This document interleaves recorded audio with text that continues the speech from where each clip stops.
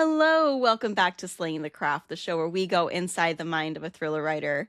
I am your host, Sabrina Thatcher, your cheerleader with a knife book coach, author, podcaster, but most of all, fanatic of the genre. I'm very excited to introduce my guest today. Brianna Heath is a queer, neurodivergent, disabled author who writes books that can be broadly described as be gay, do crime, with queer millennials who are figuring out adulting.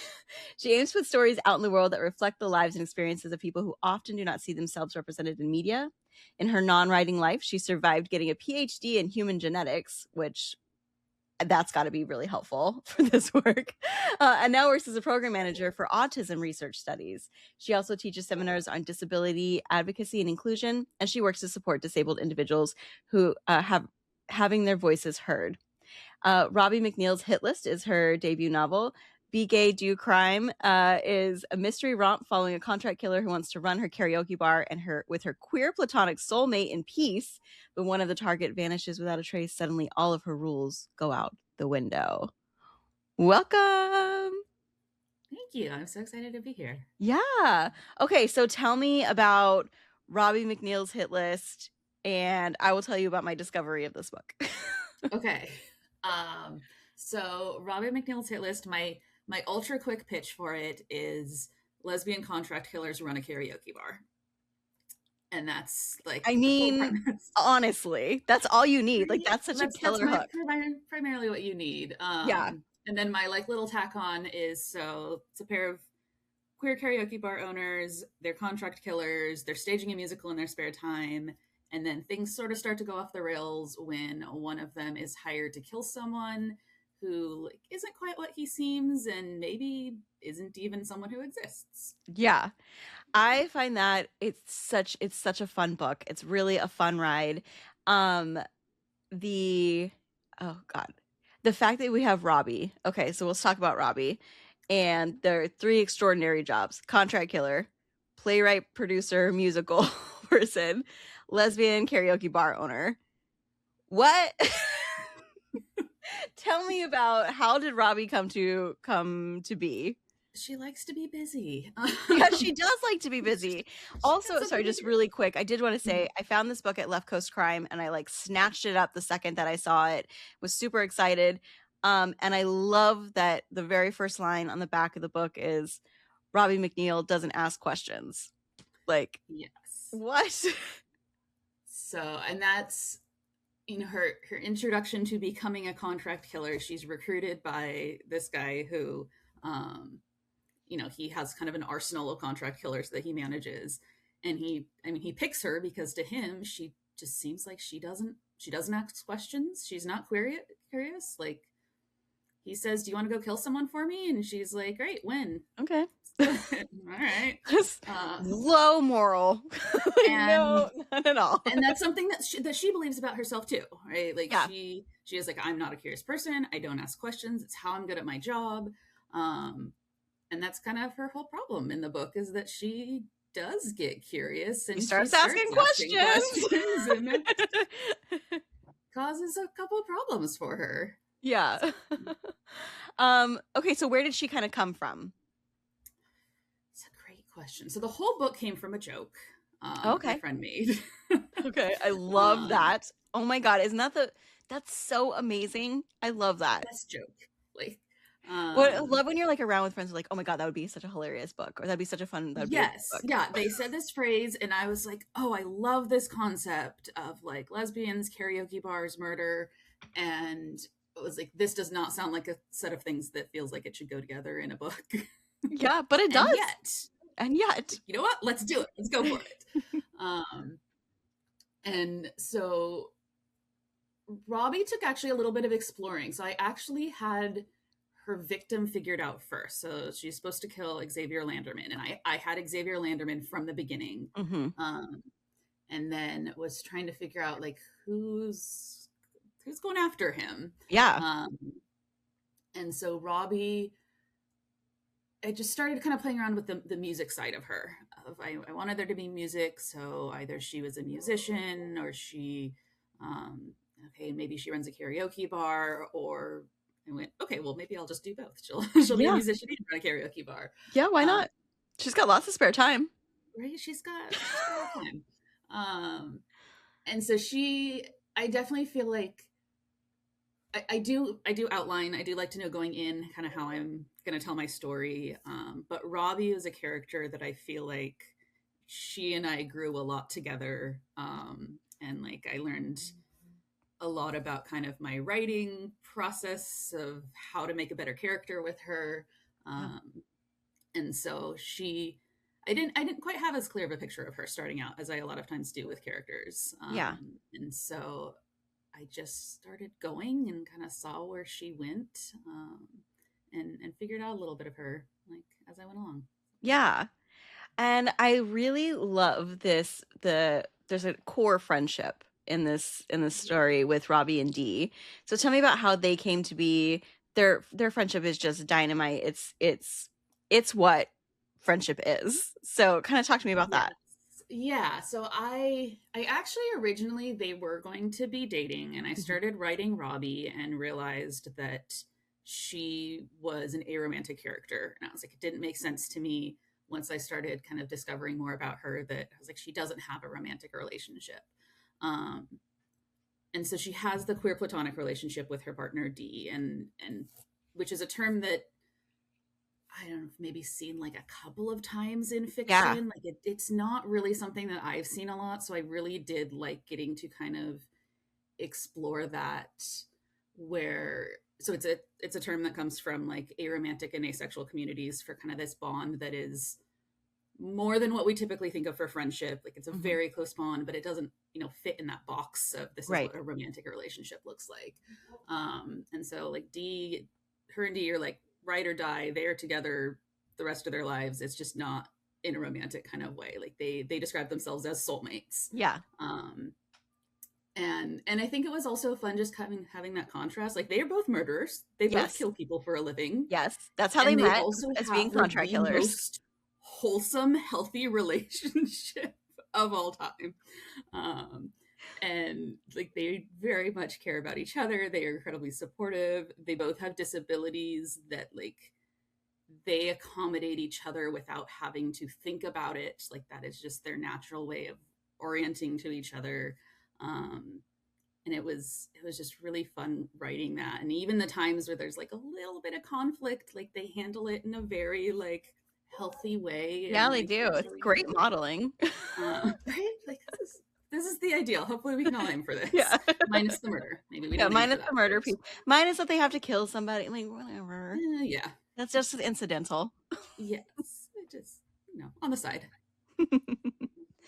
And what made you want to see them both be killers? Do you think that like that had to happen in order for them to have the kind of bond, because it's such an interesting thing that they're doing? Yes, and I do think that realistically, like Robbie couldn't. D is the one person, or I guess for each other, they're both the one person that they're each completely honest with and don't have to hide any part of themselves. And so I think they both did have to be killers, Yeah. um, or at least be okay with that. So it ended up they both were killers, but Yeah. it needed to be that they both knew that about each other, and that was something that was the person they could be honest about that with. Yeah. And I think that's the only way that their kind of relationship works, is that if it is someone that you can be entirely yourself with and not have to hide parts of yourself. Absolutely. So we have the antagonist, or the victim, I guess, like the person that we're killing. Can you talk about, like you said, that he was like kind of there at the beginning, like you had them in your head. Like tell me about them. Yes. So Xavier Landerman, I always knew was going to be the target of murder for Just the Xavier from name the alone start. really just asks for it, honestly. Right. So, and I always knew, but I didn't quite know why or how. And so I had to kind of figure out a little bit about Xavier's background and what would make Xavier someone that you'd want to kill, or that someone wants to kill. Not Hmm. everyone, but um, which a little bit is kind of a struggle for me sometimes, because I think about motives for murder and I'm like, you could solve that in a much easier way. Like you could just go, like, I don't know, get some ice cream, You're get a like, drink. just get divorced. Like, Right. Like you don't have to resort to murder, but But murder happens. if There you're are writing a sometimes crime people don't novel, have. sometimes Yeah, murder like has to sometimes that happen. is the way that people think is the way to solve a problem, um and so he kind of grew from there once I had this world that they're in and kind of what the context was of all these other people around them and kind of where he fit into that puzzle. And I he's kind of the setup as kind of like the foil for Robbie, where she actually there's a lot of things that they have in common, and she really, when she notices that, really hates it. Yeah. That they both are like contradictory people. Like if you think about Robbie and her, she's a karaoke bar owner and she's a killer and she's writing this fun musical in the 1920s, Yeah. and so she's all these contrasts, and that's kind of what makes her get curious about Xavier, is that he is also this kind of bundle of contrasts hmm that they aren't things that seem like they go together, and that's kind of what triggers her curiosity of like there's something about this person That's different. that's different. hmm And resonates. Something that resonated Yes. with her. And she definitely, like, in a hate kind of way, like I don't want this to resonate with me, and I need to find a way that it doesn't. Yeah. I need to kind of figure this out. Yeah. So what kind of research did you do for this book? So okay, so all mystery writers, right, have sketchy Google histories. Oh, did you say Hulu histories or Google histories or Google both? histories. Well, probably both. Both. Yeah, it's both. But my, for this, so Robbie's specialty is staging accidents so they don't look like murder. So it was a lot of like looking up not just like how to kill someone, but like how do I kill someone and get away with it and have nobody notice that I've committed this crime. Also, I swear to God, I am writing. Please, NSA, do not come after me. Like it's just, and I actually ended up like pulling reports from different places of like just accidental deaths or like ways that people have died in different places, and looking at them and going, how could that have been like, staged? How could that have been a murder? Happen? Yes. And unfortunately, Robbie is a lot smarter than me in that regard. So it's actually very This is the hard part about writing smart characters. Yes. And mysteries. Guess what? You've got to be smarter than the character and got to be able to figure out how to solve a mystery. Who knows how to do that? Right. So the way that her brain processes information is this huge strength for her. And it's, something that she didn't see her own strengths up until she discovered this like great skill that she has, which happens to be killing people. But she sees these processes in her head, and like the Rube Goldberg machine, or if you set this off, it's going to set this off, it's going to set this off. And she can see that kind of picture in her mind, and I can't. I don't either. So I had to kind of figure out, all right, this is the accident, and it took me a lot more work, where in the book it's like 2 seconds in her head, she's like, it clicks. Yeah. 4 hours of my time sitting here mapping this equated to those 3 sentences. Perfect. Yes. And then a reader gets through them in like 10 seconds, and you're like, yes, this is really it's a really complicated process. So yeah, it took a lot to kind of figure out how to kill people. But in a way that doesn't look like it, which I always wanted there to be an element where Robbie doesn't have to deal with the bodies. Yeah. Like, she's just like, I go in, it's clean, I go. And so she does her job right, and nobody even thinks there was a murder. And so she's in the clear, because who would look for the murder of someone who just died by a freak accident? Yeah, nobody, right? And then she doesn't have to deal with the bodies, which is funny you say that. Have you read S.A. Cosby's My Darkest Prayer? I don't think I've read that one. Okay, it's his debut novel. And so it was like re-released a little bit like after some of his more successful ones came out. But the reason I'm asking that is because the first thing the first line is like, the characters, I handle the bodies. Like, complete opposite. And they're both killers. So I don't know. It just triggered in my head. And I think like there's kind of in the background of this network that they have of like other contract killers that they know. Yeah. And there's definitely going to be people in that network who they handle the bodies. Or that's their, or some that's maybe their specialty. And Is that something like a world you're interested in exploring like further, like taking this into a series type like direction, or So is a it's not standalone currently standalone? it's currently standalone. And I do have a separate standalone that will be coming out next year that has some side characters who are contract killers. And my editor actually just put a note in the most recent one. She's like, I think like in my head canon is that these characters are friends with Robbie and Dee and Yes. they hang out. And I was like, yeah, they Yeah. probably do. They're part of the same network and they know each other. Yeah. Um, and I just, it seemed realistic. I don't know. Like if you're in a very specialized field, you know the other people in Of your specialized course. field. Yeah. Um, and sometimes that field is murder. Sometimes it's just murder. It's just that. Um, okay, so what was the most fun part to write and the most challenging part to write? So the most challenging was definitely Robbie's Yeah. murders. Yeah.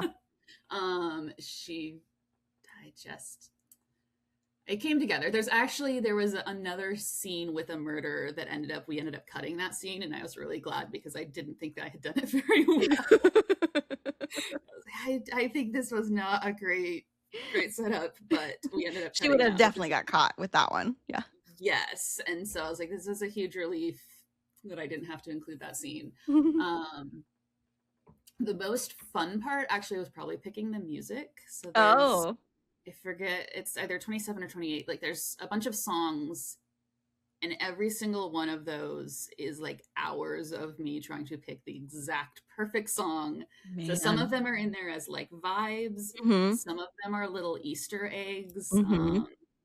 That if you go back to, they're like foreshadowing future things in the book. Ooh. Um, I think some of them I think is like a, if you read it a second time are the things that you'll like You'll pick up see. on, but not necessarily on the first one. Yeah. Um, Which I think is such a fun thing. That's one of the things I think is really fun about mysteries and thrillers is like when you read it the first time, you get the surprise. You read it the second time, you see all the yeah. ways that it was that like Yeah, and all these little yeah, pieces all that the come clues. Yeah. together. I love rereading mysteries for that reason. Yeah. Like, okay, now that I know, Now that I know, I what want to go else back can and I look. see? Yeah. Or like Yeah, I remember not that long ago I was rereading one and I was just like and remembering the twist and the whole time I was like I like 100% was sold it was this other person and like now I can see how the author did it, which is so right. fun. Yeah. Yeah. And so yeah, there's a couple of songs in there that are kind of little clues. If you look Nice. back, make some Okay. sense. Well, what do you hope readers walk away from this book feeling? So it is about killers, but it's also just fun. Like, I want this to be a fun book. It is. I know this sounds weird, but it's a little bit of a fairy tale. Yeah. um, that they are these like queer characters are queer. They have disabilities, and they're in this setting where that is never questioned and that is never like threatened in some way. Like there's obviously a lot of things that go wrong for them, Yeah. but it is But that's never it's never because they're part of queer, it. because of their, yeah. Mhm. And so, which given the real world is a fairy tale at this point. And so I want that just sort of sense of like that you can have this little bubble of just fun, where something is just enjoyable and you get to escape.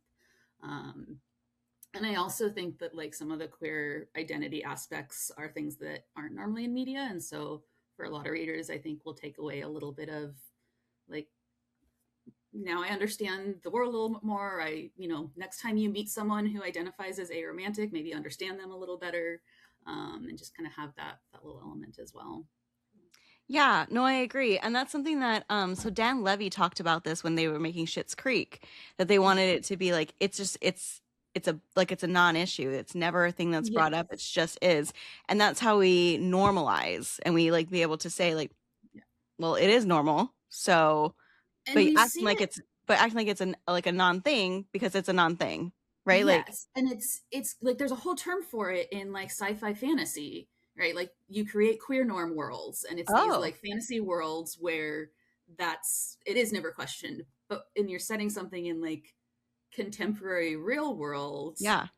you kind of have to either create that fantasy and show like this is what we want the world to look Yeah. like, or delve into like what the real world is, which is also something that's important in fiction. Yeah. Um, I think this is like such a great beach read. Like this is such a fun like summer book. I can totally see people taking this onto the beach and having an amazing time because it's fun. It's just a fun Yeah, story. it's just fun. Yeah. Like, Like it's it started definitely as a not joke. like, oh my So, God, like, oh, it's so dark. It's so like it's just fun. yeah, A it's lesbian just karaoke bar, contract killer. Like, right? like Like, it's no, it was a yeah. joke. I hope you're laughing with me. Like, Um, so tell me, Brianna, why do you write the dark and twisted? Like, what drew you to writing a story like this versus any other kind of genre? so so this is my first published book, but it's definitely not the first manuscript that I wrote. Yeah. And everything that I write, I end up writing characters who are criminals. Uh, they're You're like, I just might as well just lean in. they're just more fun. I think my least criminal person is one who just like accidentally commits some crimes, but still is committing crimes in the book. Yeah.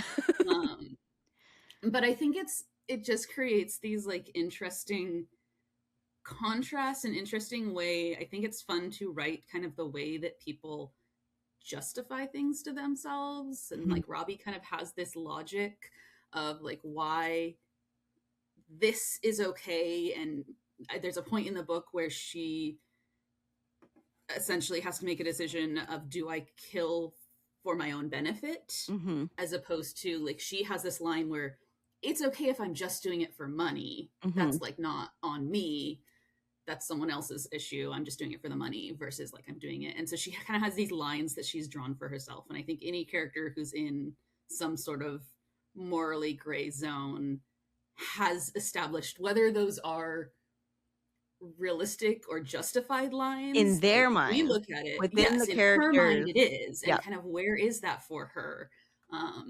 And in a story, like, where those lines get to shift, like at what point is she gonna maybe switch where her line's drawn.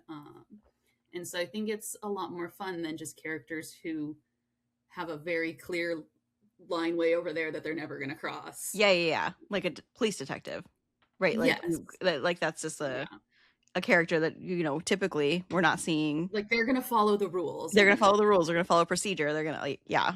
yes, and so up front, I'm like, these are characters that they're not following our rules. They're coming up with their own rules. You're gonna see where that takes them. That's so fun. Okay, if you could teach a new writer one thing, what would it be? And can you teach it to me right now?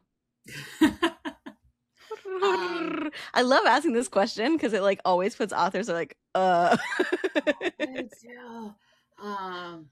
This is hard because when I think about like the thing that I think I like recommend to new authors the most is not a specific skill, but it Mhm. is finding community and like Yes. finding other writers. And I think for me, when I found that, was like the huge shift that like made things better for me. And Yeah. both like in this process of publishing, which is a whole It's a ordeal. whole other ball game. Like we don't even Yes. talk about publishing a ton on this podcast. We mostly talk about the craft, but like Yeah. that is a whole, there are podcasts specifically focused on Yes. publishing. Yeah. And I think that process, though it did, like, at least for me, did affect my craft for a while, where I lost all my confidence for a while, and I was like, Yeah. I don't know how to write at Yeah. all. And so having other people who I could go to, or I could be like, hey, can you look at these chapters and tell me if it's working, and having other writers who like know craft, and they can be like, this is why it's not, or this is why it is. And I think that's been the most helpful thing for me. I do think like individually, in terms of craft, I know my biggest thing that I know I have to work on, and so I tell other people like, work on this as soon as you can, is interiority, and having Oh, like yep. explaining what The is going on in connective the character's tissue of the mind. story, and it's difficult to get if it doesn't come naturally. Yes. Like the interiority is the connective tissue. And I kind of found, I didn't really think about this, but in writing neurodivergent characters, like, they make sense to me. Like, Mm-hmm. that's how my brain works. And I realized that I need a lot more interiority than I thought for people whose brains don't work like that. to Yeah. understand why is this character doing these Wow. things, or Oh why my are God, they you are thinking this way. blowing my mind right now. Oh my I God. think of it as like So hand holding, like I have ADHD and I've thought mhm, about this. Like, why do I struggle so much with some of the interior to like the dialogue? Like when they get into the scene, like, what are they gonna say? Right. And you're probably right. Because it's like, well, in my brain, I've already skipped 5 steps ahead. I don't need to have yes. all of those thoughts. And the reader wants those But the thoughts, reader and wants so those you thoughts. know. Wow. Yes, it's my yeah. You got to connect the dots for people more than you think you do. Yeah. Oh wow. Okay. That's excellent. Um, so going into a little bit more of specifics with you, one of the things that you talk about is like be gay, do crime. So writing bold queer stories. Can you kind of talk about that? Like what's leading you to write these? What you're hoping to accomplish? What do you want? Like what are the things that people should know about if they're going to write queer stories that like you see and you're like, ugh, God, don't ever do this. Like stuff like that. Um, I do. I think I ran like my numbers for my like story graph last year, and it was something like 75% ish of books that I read are like queer centric stories. Okay. Um, and so I do think if you're going to write them, you should read them. Yeah. And see what exactly what other people have done and which things you like and dislike. Yeah. Um, and I think for me, I really wanted to, do the thing that all writers do. Like, I wanted to write the stories that I wanted to read. Yep. And a lot of queer stories are centered around coming out or figuring out your identity and like Hmm. what that looks like. And I think those are really important stories that do need to be told. Hmm. But I wanted stories that were queer people who'd already figured their lives out and were living in a way that like made them happy. They're living Um, authentically.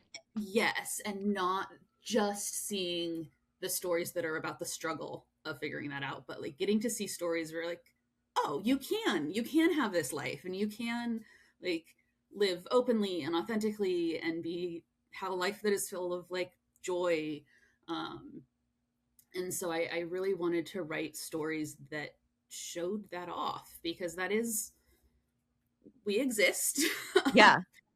And those are stories that I think just like historically we have a generation that got lost, and so we don't have as many stories about like queer adults and queer elders Hmm. who Or just living. survived and are Yeah. living happily. And so I think that's kind of a gap that we're continuing to fill in of this space of just kind of this is what queer life can be.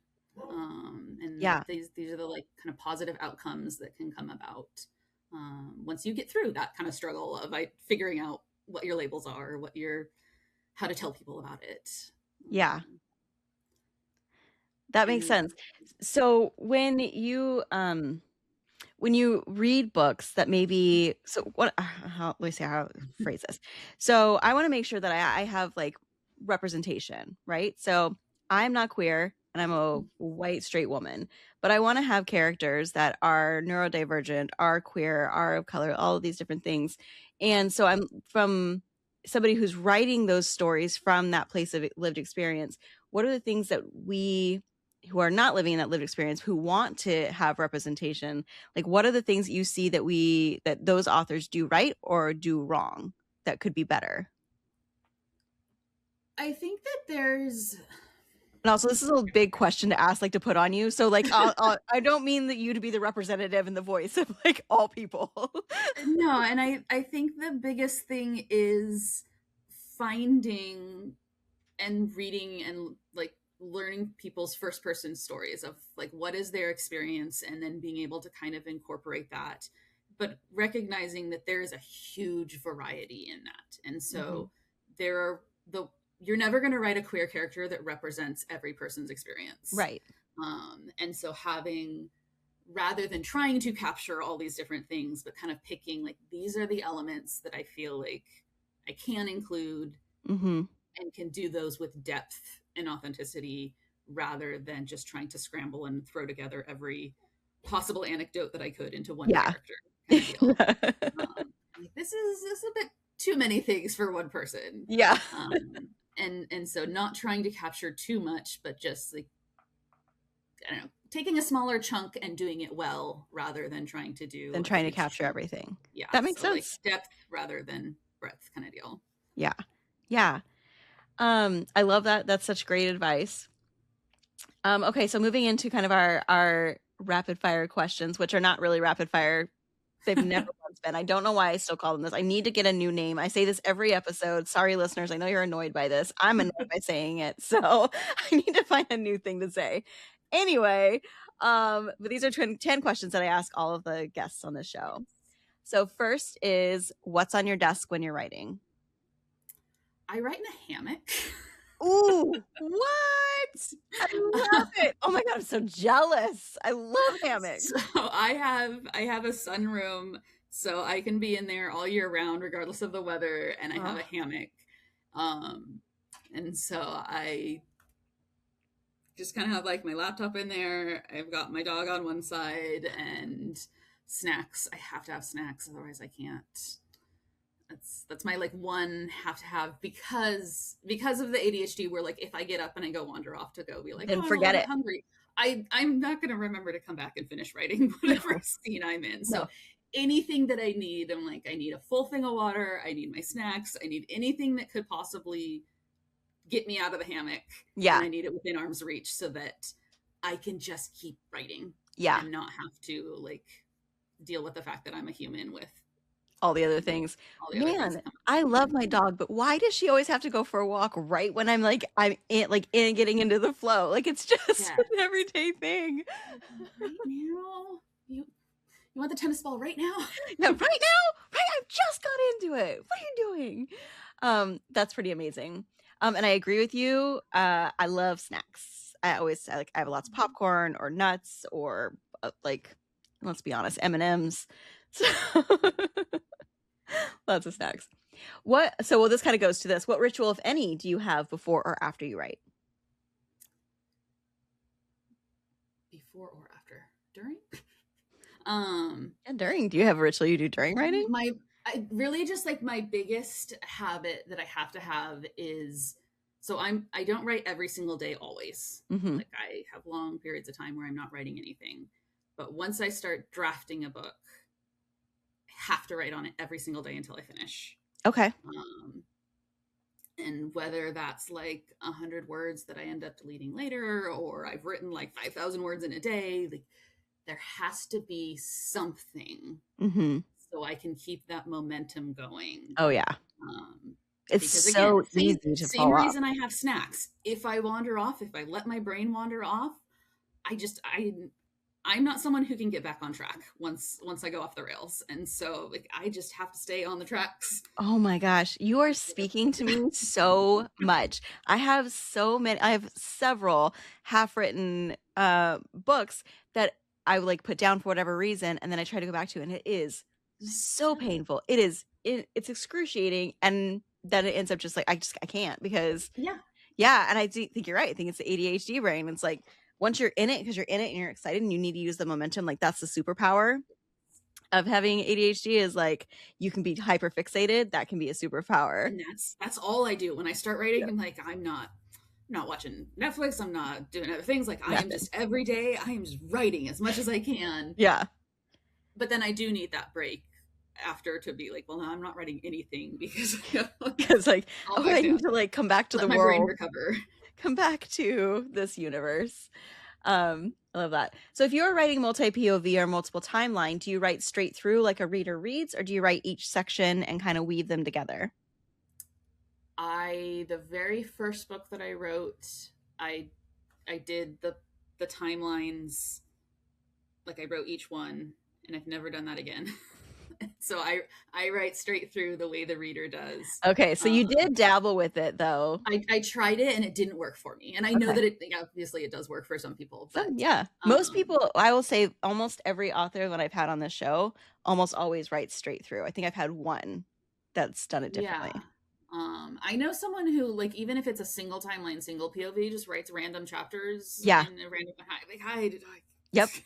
You know, I don't know. I feel like things happen as I write. Like, even if I have an outline, like a character says a particular thing, or like they handle a situation in a particular way, and I need to know that before I write their next scene. Like I need to know what they did. Yeah. um and Yeah. so just have That to makes think of sense. So Jennifer Hillier, who's like an incredible thriller author, but she writes random scenes, like, and then sews them together, and I find it to be so fascinating. fascinating. So fascinating. She's very vocal about it's the worst process ever. But that's like, right, but It's it the works. process. Like It's you gotta do. yeah. What is the most bullshit piece of advice you've ever heard? um Show don't tell. That's mine. That is literally mine. Because it doesn't do anything. It does nothing. It does the No. opposite of what it's trying to tell you to do. And maybe I'm just like not great at showing, but a lot of times I'll write a scene where I show and I don't tell, and I get the feedback, and they're like, "We need you to explain this to us. You're There like, needs to be more telling in here." it's a Which balance, and it doesn't make sense. Yeah. maybe it is part of that like interiority thing. Like I think sometimes we just assume that if you show this character's feeling in a particular way, that the reader's going to interpret it Yeah. the same way that you do. Yeah. But they don't. And so a lot of times, like, you do need to throw in It's a little more tells here telling and and there. just tell the reader, even if it's like the first time the character experiences something this way, you tell the reader how to interpret that. And Yeah. then later you can show, okay, they're reacting the same way and you don't have to re-explain it. Mm-hmm. But at some point, you have to get the reader on the same page as you. Yes. You guys have to be thinking the same thing to be Yes. understanding the story in the same way. My God, I'm obsessed. I'm obsessed because that's like, yeah, that is my most bullshit piece. And I'm like, it doesn't do anything. It doesn't explain anything. It literally does the opposite of what it's trying to do. Yeah. What does that mean? Show don't tell what? What? I don't know. See? Just gonna... What is the best piece of advice you've heard? Oh, best. Not to take any advice as a rule. I guess the best advice is ignore all the advice. Yeah.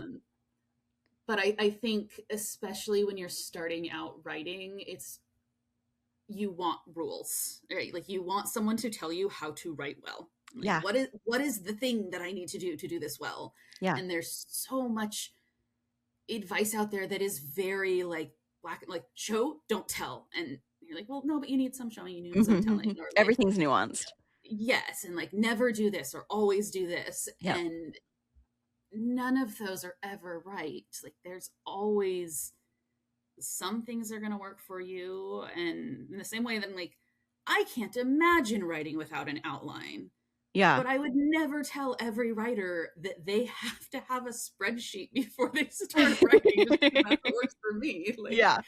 And so I guess that my best advice is find which pieces work for you, instead of taking every piece of writing advice as like word of God, you have to do it that way.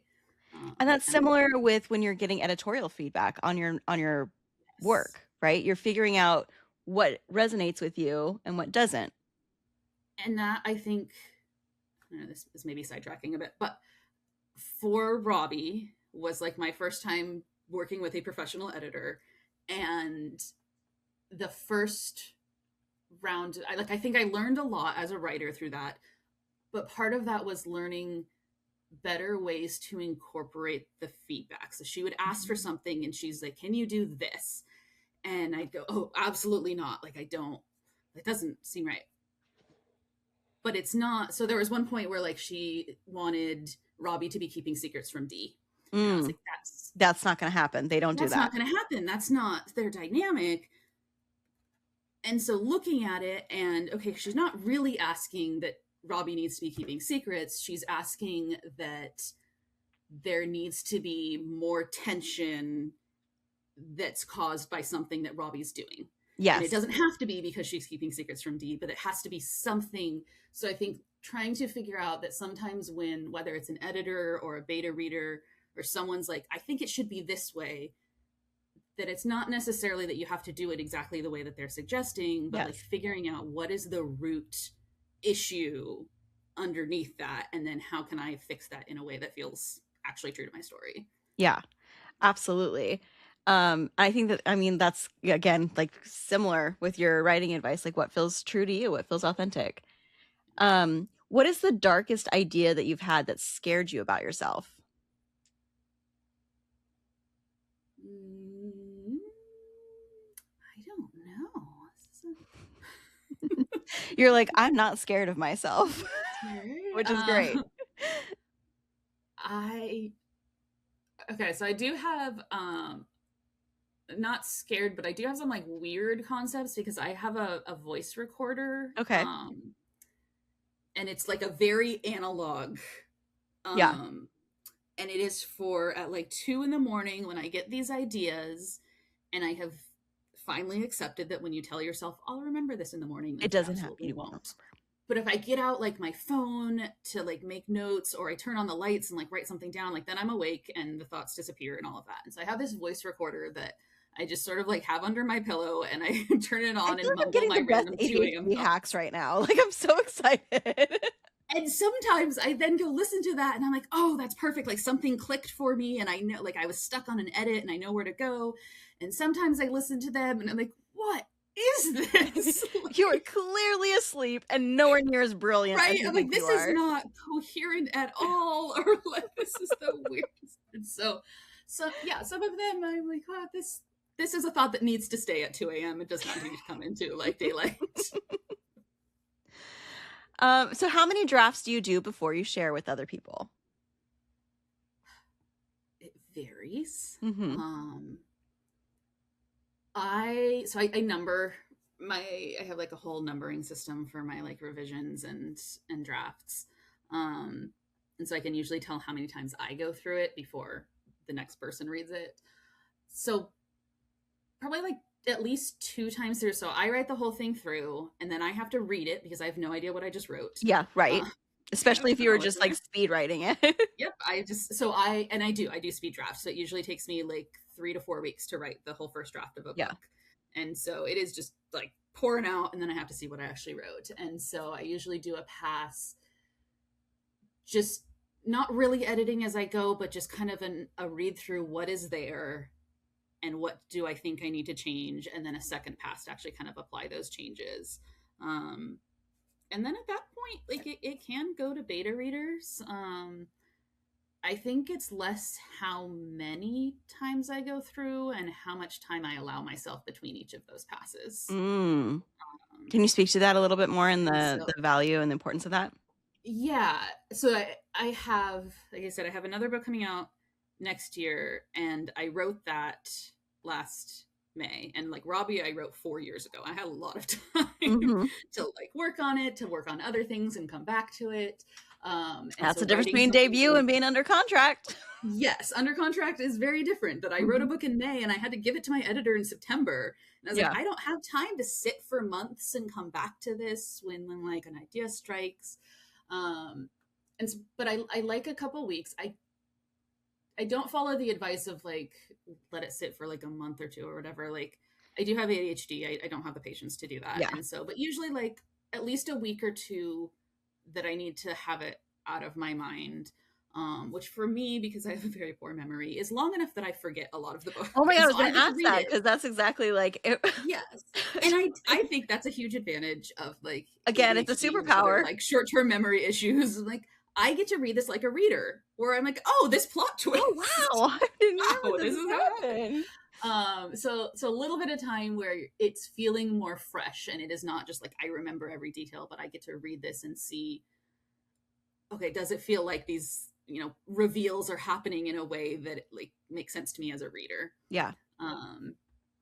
So I think needs a little bit of time, and whether you're someone who it takes longer to get to that point, or you can do that after a week, is just kind of up to individual. But I think giving yourself enough time that you don't already remember every single thing, and you can kind of get that. You're never going to 100% get the reader experience, right? Like you always know how it's going to end. Yeah. Like, but enough that you can read it with a little bit more distance and kind of see it as a story that's being told rather than You're this like creating it. the creation of your How much time do you take between when you finish your outline and when you start drafting? Do you also take like a week or two? No, that I gotta dive in right You go away. right away. That kind of fits into my like write every day. Like if the idea's in my head, we're on it, and We're I'm going. holding on to it until I've gotten it down. Because if I let it go for a bit, then sometimes like the just shiny novelty of it wears off. The muse And so, leaves. The muse leaves and you. yeah, it, I've talked to other like writers with ADHD who like can't outline because for them that takes away the like all of the novelty and excitement. This is how it feels for me. Yes. It takes away the And novelty of it. And that's really difficult because then I don't get to enjoy the drafting as much. So I find it really yeah, and frustrating. so if I roll kind of outlining and drafting into like one long process, Mm-hmm. it works a little better. And my outlines, I do outline more and more every book that I do, just because I have a clearer picture of what information I need ahead of time. But I outline guardrails essentially, like, and start and end points. So this scene, this is where they need to be at the start, and this is where they need to get to by the end. And like here's maybe a thing that has to happen in between.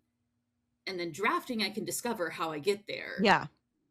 But I'm never like completely writing myself into a corner by getting to the end of the scene and being like, I don't know where they go next. Yeah. Like I knew where the scene needed to end, and I got to play around as I wrote. Like the novelty is still there to figure out how am I getting them to that point. But then I end the scene and I'm immediately able to go to the next one without having to like go back and brainstorm like, Yeah. now where do I go? Now what's next? Yeah. And so it helps me a lot to just kind of have those like goalposts so I can swerve around on the road and do donuts however I want, but like You know there's where no you're guardrails starting and where I'm not ending. driving off a cliff. Yeah. Yeah. I love that idea too. I really think that sounds very powerful. And a great way to have that hybrid experience where like you know where you're going so that you're not spending like doing inefficiencies and like you're going down a rabbit hole that you're like, this B plot is nowhere. It's going nowhere. Yeah. And I've wasted 3 weeks on it. Like Yes. you don't have to do that. What part of the process is your favorite and what part is your least favorite? I love drafting. I hate editing. So funny. Like people are it's either that or the other opposite. People either love editing and hate drafting, or they love drafting and hate editing. And so drafting for me is the adventure. Like Mhm. I am at the core telling myself a story. Yeah. And I want to be at a point where like I finish for the day and the next day I'm like, I can't wait to see what happens next. Even though like I Mhm. have an outline, I kind of know what happens Mhm. next. But I have that kind of like excitement of a new story that you get to read for the first time. And then editing requires a lot of breaking things down into pieces and organizing them, which is not my strong suit. Mm. It is like a lot of executive functioning, basically. Yeah. And so I'm like, okay, there's an issue here that I need to solve, but I can't figure out how to kind of like break down the components in order to fix a particular issue. And so that part's a little bit harder for me, and a lot of times is more overwhelming to just kind of look at the whole story and like, how am I gonna fix this whole thing? Mhm.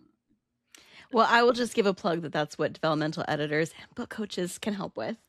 That's why we have them. What is your old school favorite mystery or thriller? The very first mystery that I remember just absolutely being obsessed with was the Westing game. Okay. I loved it as a kid. And it's like, I mean, it is a mystery for kids, but Yeah. I think it holds up.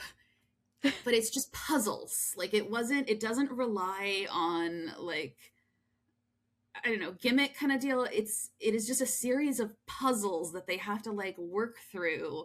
And that it's always stuck in my mind that there's a character in there. So I don't know if you've read the I Westing haven't game. read them. No. Okay. Yeah. So I think it was written in like this, I want to say 70s. Okay. And the premise is that there is this rich guy who dies, and a bunch of people have been invited to live in this apartment complex. They're all given, you get to move in here, and you've all been chosen to inherit from this rich guy who died if you can solve his puzzles. Okay. And so there's a series of like games they go through, and it has really good characters. The piece that I, for some reason, always got hooked on was that one of the people is a mistake. So there Oh. was this list of people who were supposed to be invited to be part of this game, and one of them, someone like spelled their name wrong or like got the wrong name and invited the wrong person who's not supposed to be there. And Ooh. I've always just kind of like loved that idea Yeah. of like, Like very good place, but even more. yes, I like love this. you've pulled together these people and they're all supposed to be solving this crime, and some element here is wrong, and it's not the way that like whoever planned this perfect, whether it's, you know, perfect puzzle or perfect crime, like some wrench got thrown in there. Yeah. And so I really like that. Also, the main character is this like kid named Turtle, and I love her.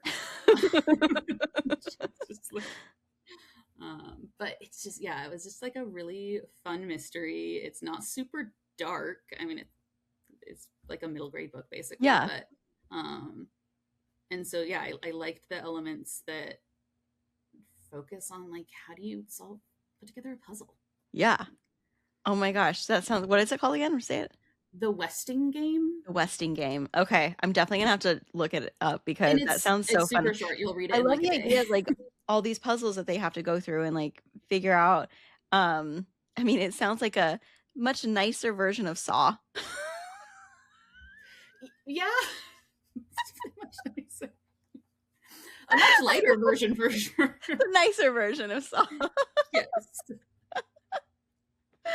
Oh my gosh. All right. Well, Brianna, thank you so much for being here with me today. Where can people find you? So I am on Instagram at Brianna H Writes. It's all one word. I'm on a bunch of other socials with that same username. I just forget to post on them. So Instagram is the one where I remember to actually post things. And I do have a Substack that, again, I forget to do, but occasionally we'll put things on there that is Brianna Heath Writes.substack.com or just BriannaHeath.com will get you all of my stuff. Fantastic. And if you are looking, if you want to reach out to me, you can find me on Instagram at Sabrina Thatcher Author. Or if you want information about my book coaching services, you can visit crimeandquill.com. Until next time, friends, stay sharp and right twisted. Bye.